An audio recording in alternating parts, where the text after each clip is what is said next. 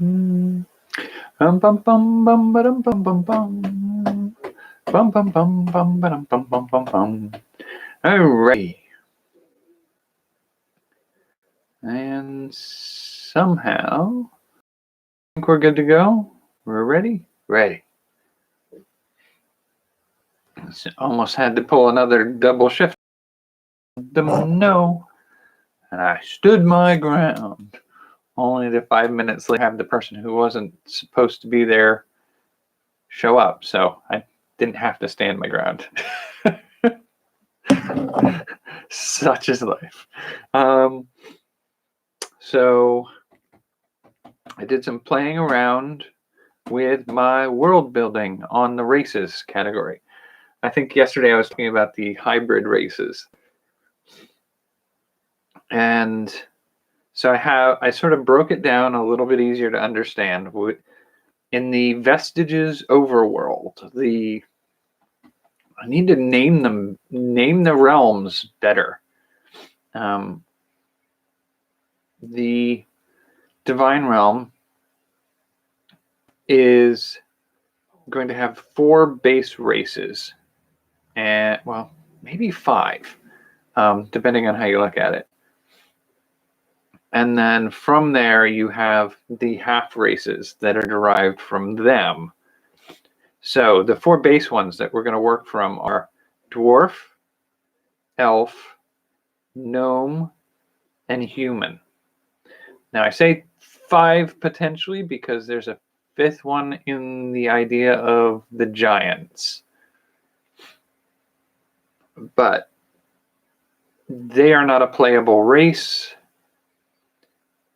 They're part of the mythology. Although I could chunk them down into the natives category.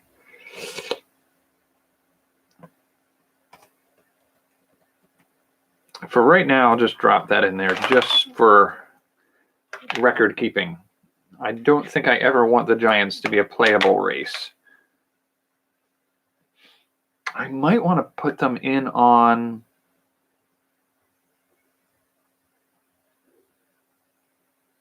Yes, it's something to think about. All right. So I'll get back to that in a minute. So you have your...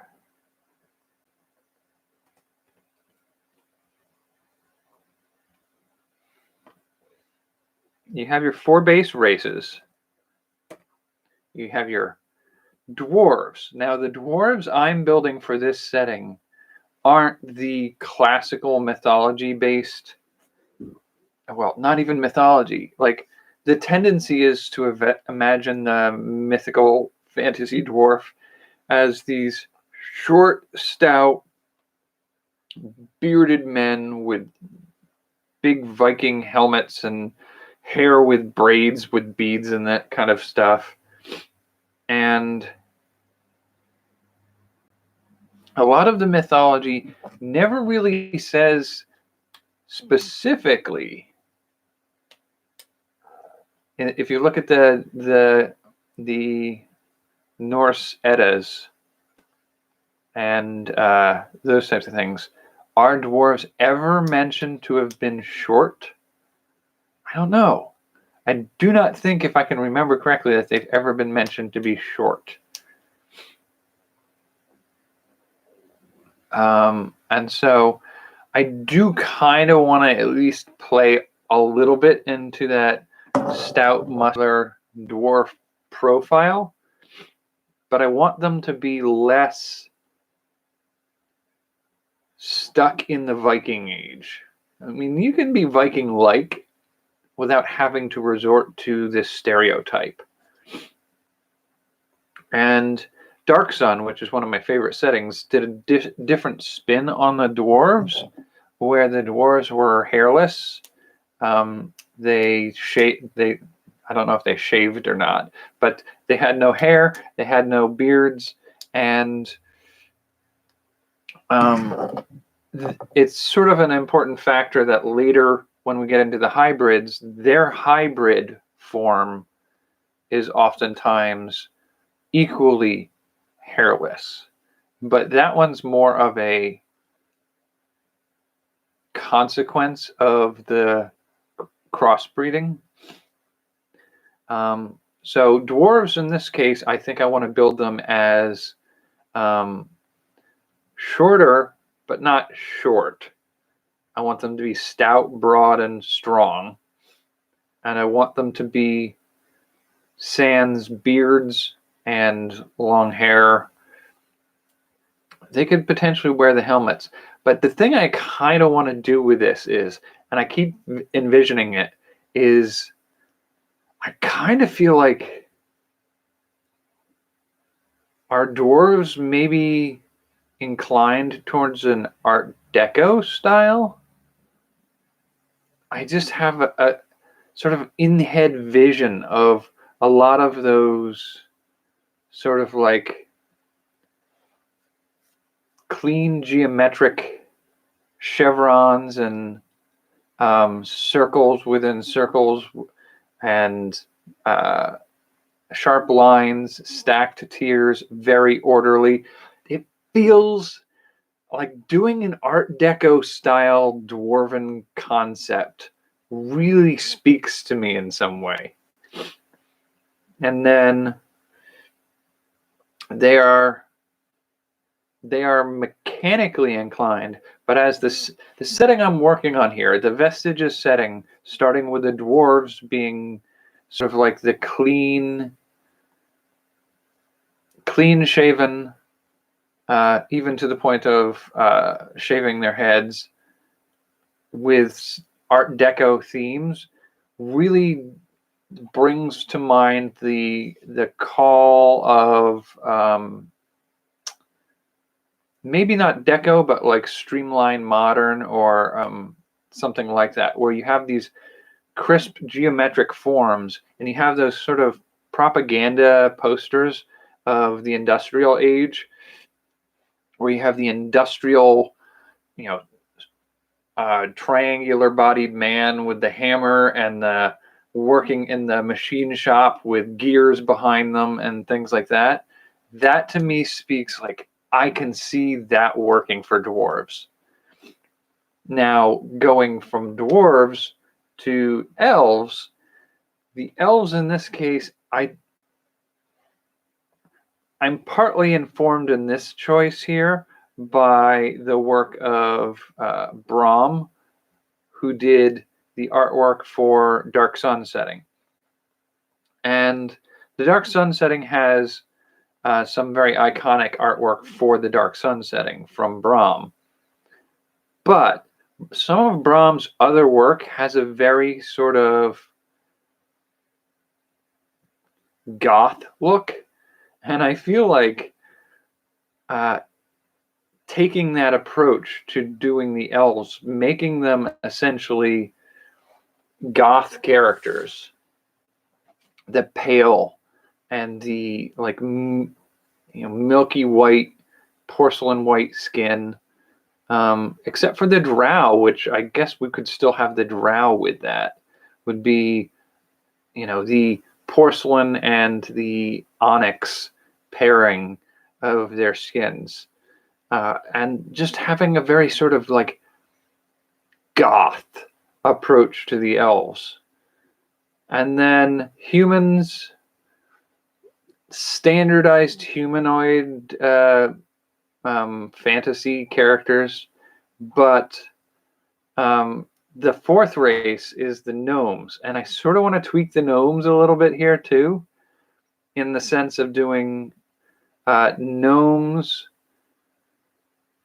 in the way I think of gnomes is let's see, and it's surprising to me when I did a little looking up on D&D that the character stats that you look at, if you have a dwarvish character, you're 4 to 5 feet tall, and a halfling is, I think, 3 feet tall usually, and the gnome is listed as 3 to 4 feet tall. So you're likely to be taller as a gnome, and I just can't wrap my brain around that, because my upbringing, let's see if I can find I sort of tried to grab the picture of it here. I grabbed the picture online. I wish I had the ability to do this a little bit better. These are the gnomes that I think of. Those are gnomes. And they are not 4 feet tall. That's not a gnome. I don't know what you want to call that, but that is not a gnome. These are gnomes. And basically, I'm talking about like the garden gnomes. The ones that we think of when we think of gnomes is garden gnomes. And so there's a part of me is like, all right, so the way I want to build them is I want to build them in such a way that they remind me of some of the things I'm fond of about some of that mythology. So we have things like David the Gnome, which was a classic cartoon I watched when I was little. And David the Gnome and his wife were about 6 inches tall. A handful. Garden gnomes can range upwards into about a foot tall. And so I want them to be 6 inches to a foot tall. I want that to be their height, because then you have a real different race. Because as it stands right now, gnomes are halflings, are dwarves. They're all pretty much within the same realm. Halflings and gnomes are about a foot shorter than the bottom end of the dwarf spectrum. But other than that, they're just half human height. And to me, that's a failed opportunity. I want mini gnomes. And I want there to be different types of gnomes, so different groups of gnomes. Maybe you'll have some towards the shorter end of the spectrum of that 6 inches, and maybe you'll have some upwards of 1.5 feet tall.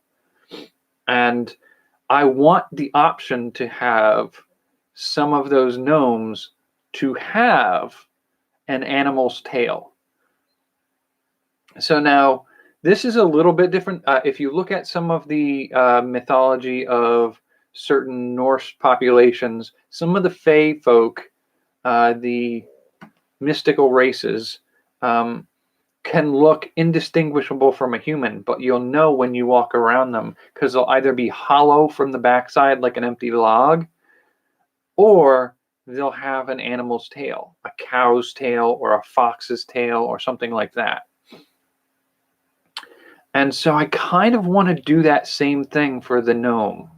I want to be able to have them, maybe just some of them have it. So like a 6 inch tall one might have a mouse or a rat's tail, or a certain forest dwellers might have a squirrel's tail. And as you get upwards in size, you move into the range of things like fox tails and maybe a cow's tail. And so that to me speaks to touching back on some of that mythology, but also giving you like a race that's distinctly different. It's not just a halfling by a different name, or a hobbit by a different name. So they have a distinctive size difference. So it's the cobbler's elves. It's the hobgoblin brownies kind of environment that you're moving this character into, and it makes a distinctly different player experience when your character is a Barbie doll, essentially, an action figure sized character, or a Cabbage Patch doll sized character. When that is your character, it makes a world of difference in how you interact as an adventurer in that setting. And so I want that badly enough. And also, the storyline I have for them being the sort of the nature workers, the ones who manipulate forests and heal animals and take care of those kinds of things. Their ability to play with and manipulate nature on that sense, I think, also helps explain the idea of them having those various different tails. It's sort of like, I love that character design aspect of it. It's distinctly not that the current 5th edition D&D gnome. It's its own thing. So the gnomes, the elves, and the dwarves are distinctly different. I don't know that I want to do anything specifically crazy with the human variety, because I want it to be any kind of human. And I want the humans' sort of gimmick to be that they can be anybody. The dwarves are deco or streamlined modern. The elves are gothic. And the gnomes are maybe Viking-ish or Celtic stylings. And humans can be any of it. Now, we move into the half-breeds is what I ended up going for further. And the reason I brought in the idea of giants as a sort of hidden 5th race is we have the half-giant, the furbolgs. I list them as half-giants because that's sort of what I want them to be. The furbolgs in actual mythology are the predecessors to the Toth Danann on the Isle of England and Ireland. And so to have the furbolgs be a sort of half-breed, I don't know how I feel about that. I mean, mythologically, it doesn't always sync up well, but I do like having the furbolgs as a sort of sylvan race. In D&D, the mythology behind the furbolgs is that they are a diminutive giant. So they're about, I think it's like 7 to 10 feet tall. And they are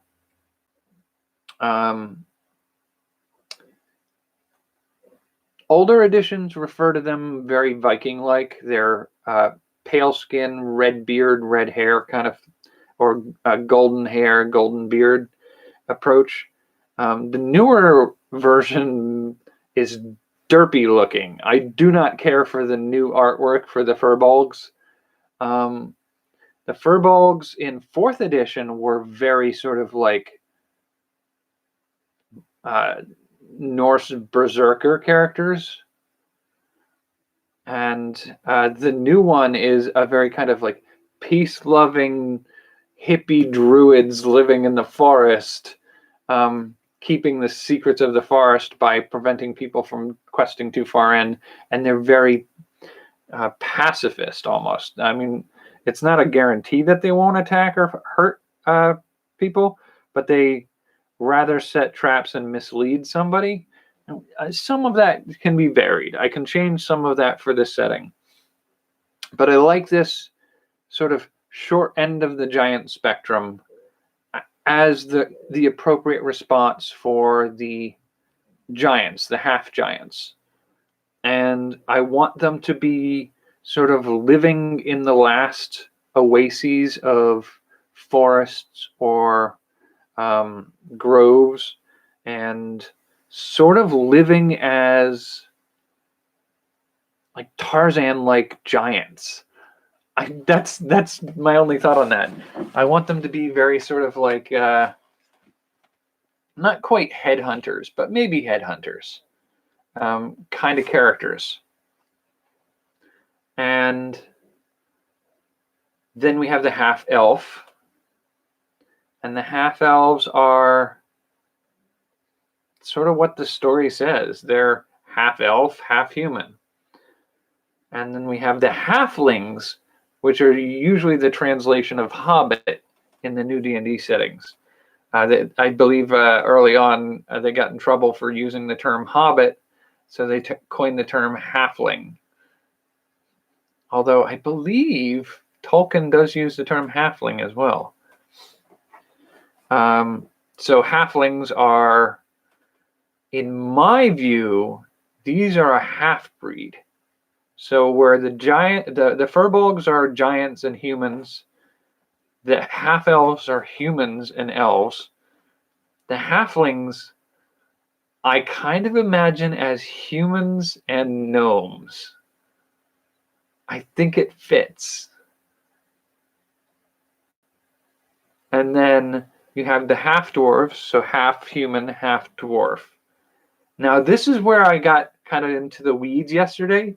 That's sort of like the half between each of those races.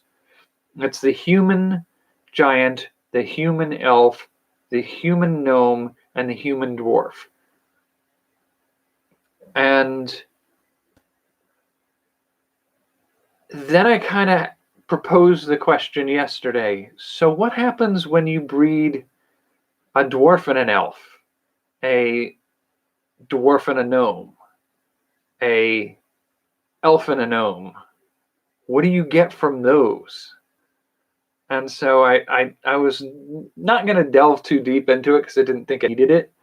But I've always sort of had a love of some of the forgotten mythological races. So the first thing I did was looking at dwarf and elf. Well, the first thing I did was elf and gnome. I was looking at one of my old favorite fantasy settings. They have the Kender. Now, the Kender are sort of like half-elves, only they're half-sized. I feel like, and they're usually played as if they're an alternative to having halflings or hobbits.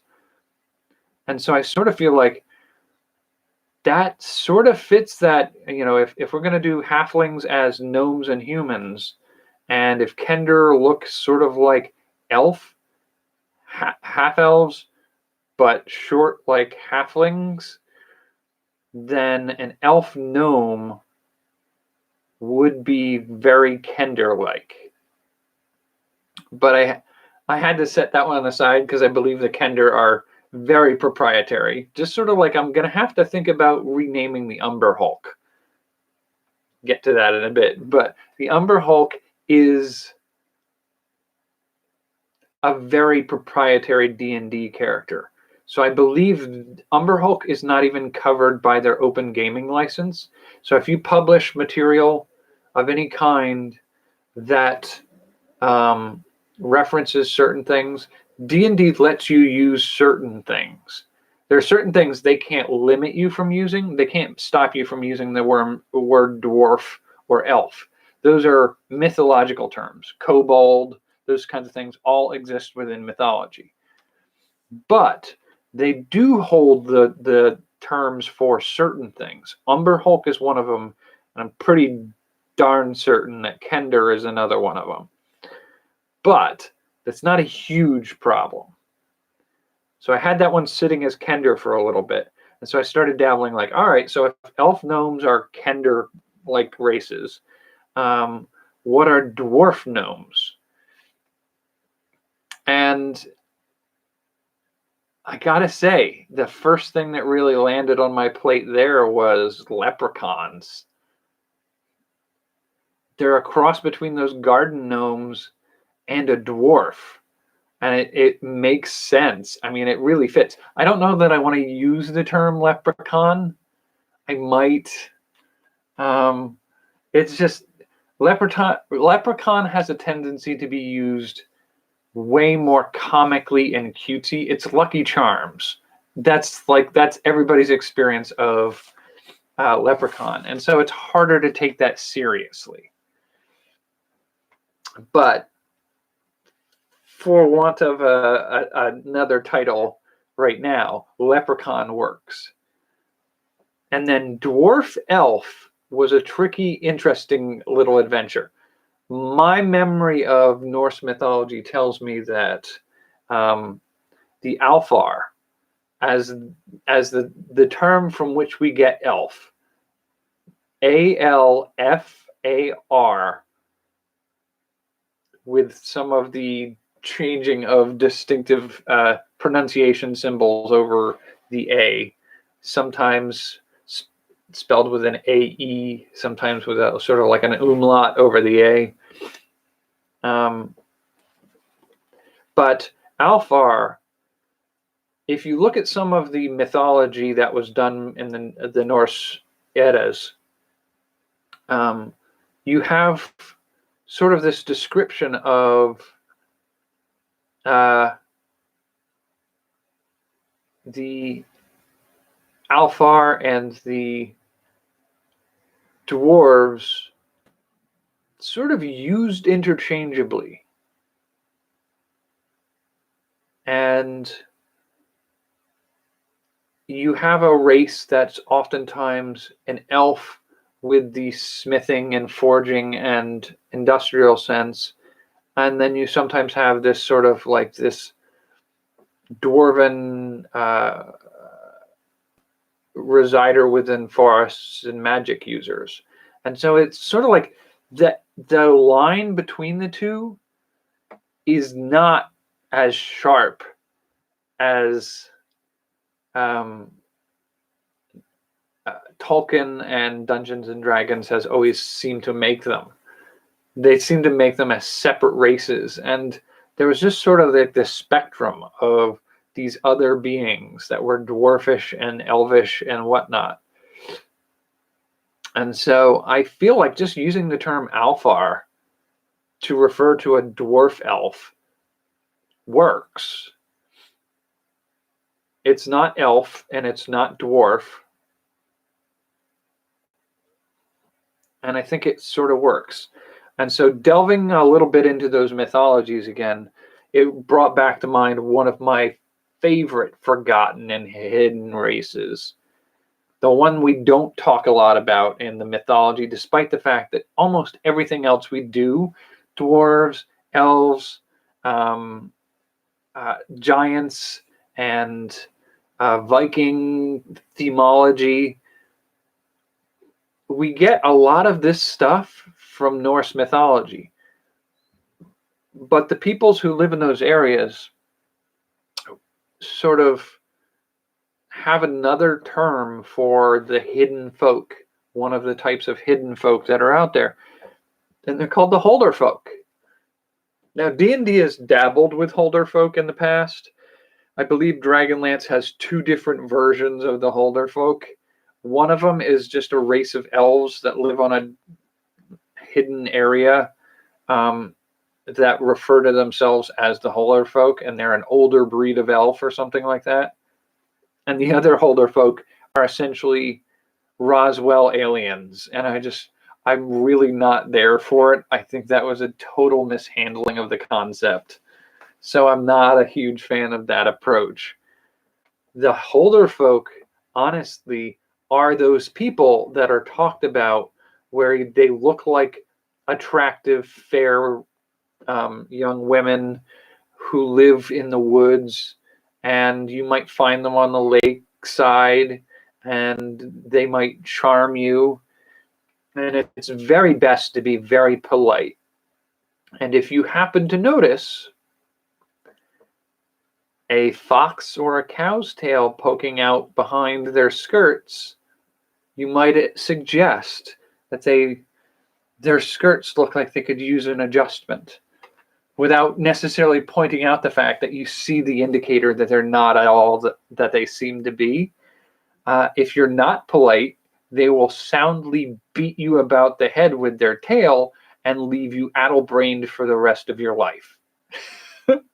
So they're tricksters, they're tricky, they're forest dwellers, they're closer to human and elf size than they are gnomish, but they share a lot of qualities with the gnomish characters.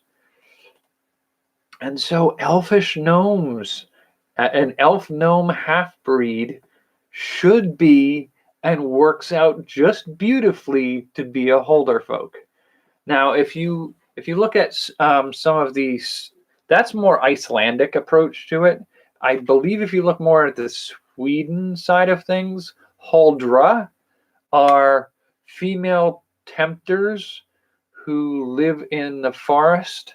And there was a movie not that long ago that I did a review for on my channel. If you go back and look at some of my movie reviews, there was a movie called Huldra, and it was about, I think that's what it was called, right? It's about a young woman found underneath a house, sort of kept hostage, and it turns out that she was one of them, and she had her tail removed at one point, and they live sort of as wild specters running through the forest, and they're very, like, they're on the edge of, like, monstrous. But yeah, so Holder folk works super well for an elvish gnome. And I'm there for it. Now, here's one of the interesting little things I found along the way was, like, of the races that I put together and was willing to sort of entertain the options of, I had things like harpies, kobolds, umber hulks, and I guess I'll chunk in the giants on there too. And harpies really feel like a half human, half bird. Kobolds are sort of like dragons or reptiles in humans. They're humanoid reptiles, or humanoid dragon kind, I guess is what we should call them. And the umber hulk is a giant beetle with human-like or ape-like qualities. And so these feel like human hybrids, but I'm debating that right now. I feel like if I put giants, harpies, kobolds, and umber hulk together, they feel like more of a native species. They're sort of like the wild humanoids. Sort of like we would almost imagine a Neanderthal or something like that. And especially when I consider that the environment that I'm building for this world is one in which chaos and tapping into forces of the chaotic realm around you can warp you and twist you, mutate you in new directions. So having them sort of like a native species, so of all the beings that became elves, dwarves, gnomes, and humans, some of them were bent in other directions by the chaotic realm around them. And so I have those sort of listed as native species. But there are also a few other sort of bestial humanoids. You have the centaur, the satyr, the minotaur, the tabaxi, which are cat people, and the like mermen and mermaids and tritons and those types of things. And each one of those feels like a bestial addition to a humanoid form. But they may also be the consequence of hybridization. So a centaur is a human and horse. A satyr is a human and goat. A minotaur is a human and bull. And if you look at minotaurs specifically in mythology, the minotaur came into being through a human and a divine bull. The tabaxi, I don't know that they have as clear a delineation in mythology. The mer, again, that could be dolphins and humans or some such thing. And so it's possible to take that direction with them. And on the same sort of level, another hybrid set would be humans with demons, and you get tieflings. You do humans with angels, and you get Asimir. You do humans with genies, you get genasi. If you do humans with doppelgangers, you get changelings. If you do humans with werewolves, and you get shifters, or something to the effect. And so I feel like those sort of fall into the half-breed categories, but they're sort of like lesser quality half-breeds. They're not the 4 races or 5 races blending together with half-breeds. These are humans and some animistic or demonic or angelic entities. So I sort of have those as sort of lesser hybrids. And that really just leaves us with the category of finding a little bit more about the Umber Hulk, renaming it, maybe working that out a little bit, maybe doing something with the giants. And then the goblins, bugbears, hobgoblins, orcs, ogres, trolls, lizard folks, Gith, the Gith, Yonti, and Turtles as some of the playable races out of D&D. I don't know that I'm going to include all of them, but as I'm not going to restrict them from being possible. And I think that's the important distinction to make. Those, to me, speak of beings living wild in the chaotic worlds and suffering mutational consequences. Maybe they're cavemen who grew up and lived in the wilds and became monstrous cavemen. But if you want to play a character that walks from one world where turtles and lizard folk are playable races, and you walk into the divine realm, you'll find a place where you can fit. You're not unallowed in that setting, but it's not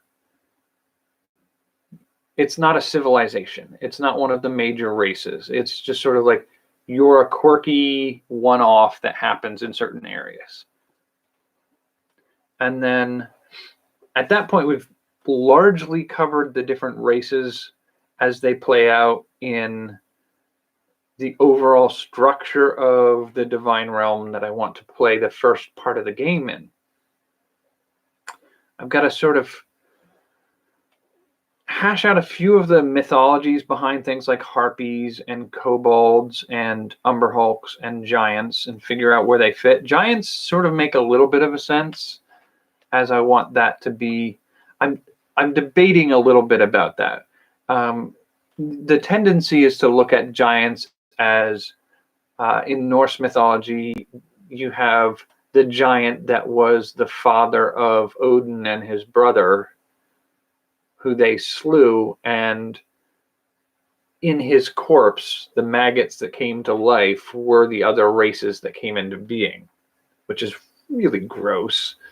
It's a really gross way to look at the world, but that's sort of Norse mythology about giants. And there's a land of giants. There's a whole race of giants that are these sort of constant enemies of the Isar, I guess is the term they use for it. And so they are a continuing race. They are a type of being that live in a different land from the gods and are a constant enemy and a threat for a threat of invasion. Now, in Greek mythology, you have something kind of similar, where the first thing that was born were the hundred-handed giants and the giant Cyclops, who were smiths. I think there were 3 Cyclops brothers, and they were giants, and they were cousins to the Titans, who are also kind of imagined as giants. And so this kind of concept of the progenitors to the gods being giants, I do think there's a space for the Titans to have been the first giant beings brought into existence, and having them be animal-headed giants and whatnot, but have their cousins, their descendants, be the different types of giants that exist in the world. And those giants are going to be the giants that you get the half-breed Furbolg from. So giants sort of as a native species, like the others, like the Harpy, the Kobold, and the Umber Hulk, but also sort of like the semi-divine or demigods. They're the cousins of the gods. And so that's giants sort of squared away, I think. The Harpy, that's a little bit harder. I mean, is that before the flying cities of humankind came into being? Some humans went one way and some humans went the other way. And so you have these harpies and these humans. And by the same token, do you do something along the lines of Umber Hulks are the thing that brought humans into being from lesser animals, made human form for humans? Is that something that brought human form to the proto-dragons, the kobolds? And is that also something that made the Umber Hulk more human in form than a giant beetle would normally be? So I feel like that's sort of like, and instead of having Neanderthals, Cro-Magnon man, and Homo habilis, and some of the other parallel human races that existed in our world, in this case, it might be, instead of Neanderthals, you're going to have kobolds, and instead of, what's the giant one? The one we think of as being like a Yeti. Anyway, instead of having those, you have the Umber Hulk. And instead of having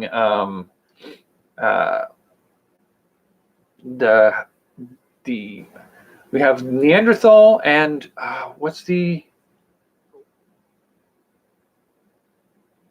they're two different breeds of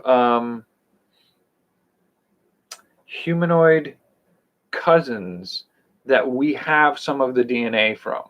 If you're of an Asian population, there's some genes Asian populations have some of the genes from this other group. And if you're European and Middle Eastern, you have some of the Neanderthal. And there's some question if there's something in Southern Africa similar. And so you have these sort of like three different cousin races that we've interbred with and we carry some of the DNA legacies of. And sort of doing that where maybe the Harpy, oh, that's not a bad idea, honestly. Maybe the Harpy is something like a Kenku, which is a raven person from, I believe, Asian mythology. And they have raven heads and human hands and raven feet, but no wings. I wonder if we did a little bit of like juxtaposition of some of that, where you do the Kenku being the Asian race that we interbred with as humans, and from that interbreeding, the half-breed of that is harpies. And by the same token, the idea that there was a draconic humanoid, and as we interbred with that, we got kobolds. And what would be the equivalent of that for the Umber Hulk? I'll have to think about that a little bit more, but that's an interesting angle to approach from. It adds some more background races to play with, but it's not a bad way to go. I may not do Kenku. Well, I don't know. I might. Well, I might. See, there's another bird people race in D&D. I actually hate it completely. I hate it with a passion. I think it's stupid. I hate the artwork for it. I don't know why it exists. Nobody was clamoring for that, but they made it. It's been around for a few generations of D&D. And it's called the Arakra, I guess, or Arakakra or something like that. But they're essentially humanoid eagles.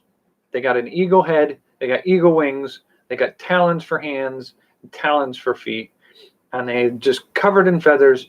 This is a griffin made anthropomorphic. I think it's stupid and it was never needed. I like the harpy better for that role. But are we going to say the Arakakra were the, I'm sure I'm saying that, Arakra or whatever, however you pronounce it, were they the ones we interbred with and we got the harpy from them? I kind of hate it,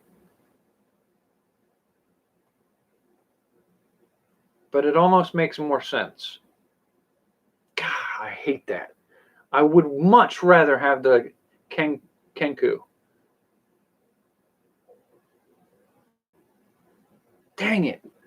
Oh, God, that bothers me so much that the harpy makes more sense with that stupid, hated race. Anyway, I shouldn't hate on races, but it's just, mythologically, it's stupid. It drives me crazy. Kobolds might make more sense as humans breeding with dragons, and they are essentially dragonborn.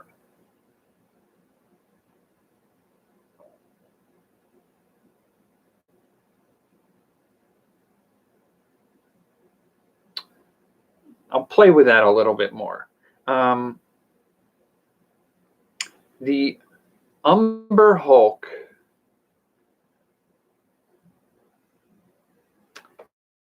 Hulk is a hard one.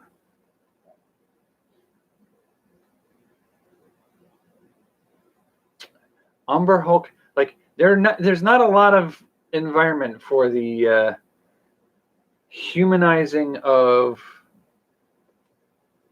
insects on a large scale. I have to think about that one a little bit, but I can't believe I'm going to do the most hated option for the harpy. But it does call to question, actually. It does call to question whether or not, if we do humans and the bird people, get you harpy, what does dwarf and bird people get you? What does elf and bird people get? What does gnome and bird people get you?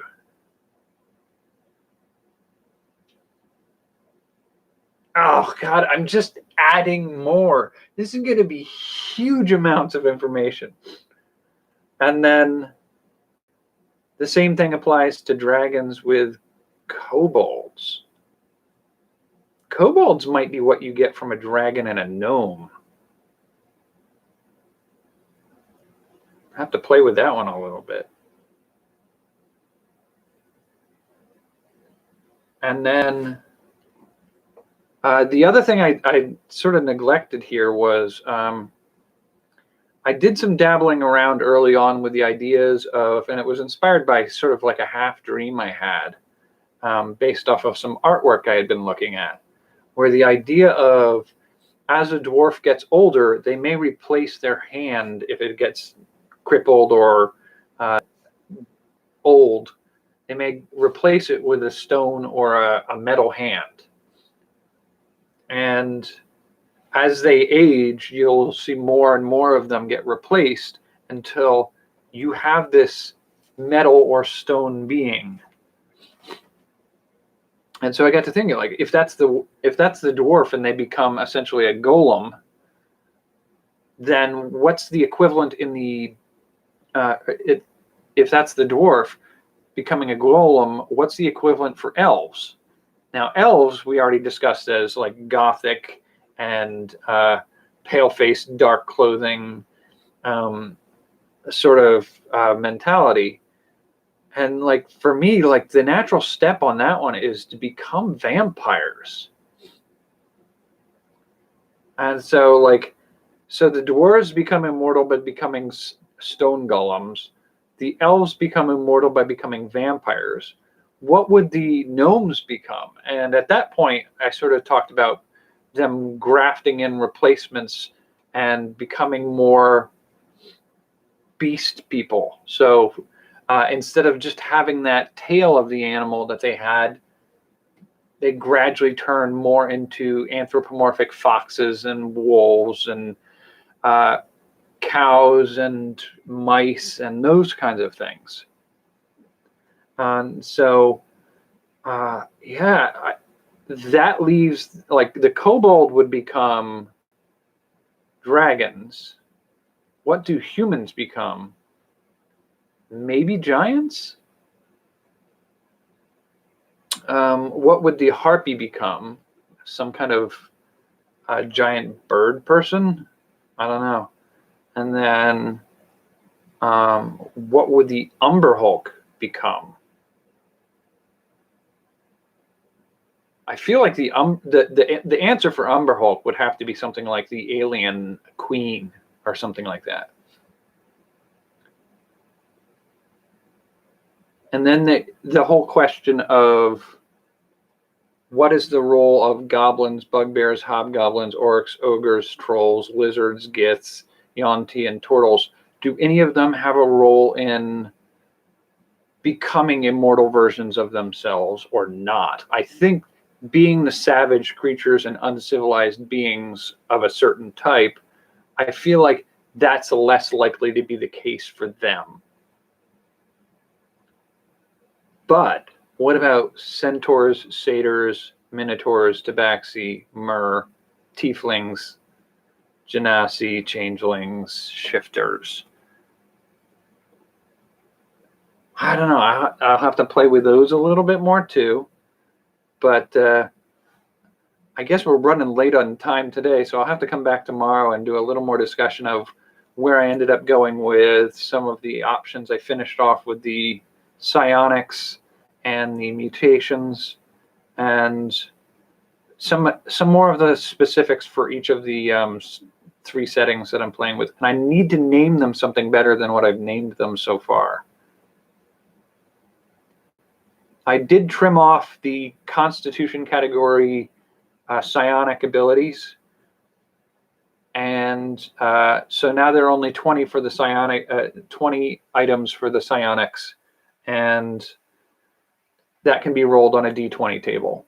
And the mutations are the strength, constitution, dexterity kind of category stuff, and that should possibly be able to be rolled as a d20 too. So it's sort of like, which way are you going on those kinds of things? I can use either table for some of that. So we're doing pretty good with a lot of this design here. I'm getting into the weeds with some of this. I know I was going to talk about plans for other video content today, but I'm just really into this right now. So I'll probably continue to play with it for a bit longer and enjoy doing it. I do think I want to sort of do a narrated story and maybe do solo playthroughs for D&D stuff on here in this setting, just to kind of detail some of it out and practice with it a little. So I think it's a good place to call it for tonight. My feet are falling asleep because this chair is not suited to me. So I will call it there. Thank you for joining me. I hope you're doing well, and I hope to see you again in the future. Take care. And good night. Should still do that. There we go. Take care and good night.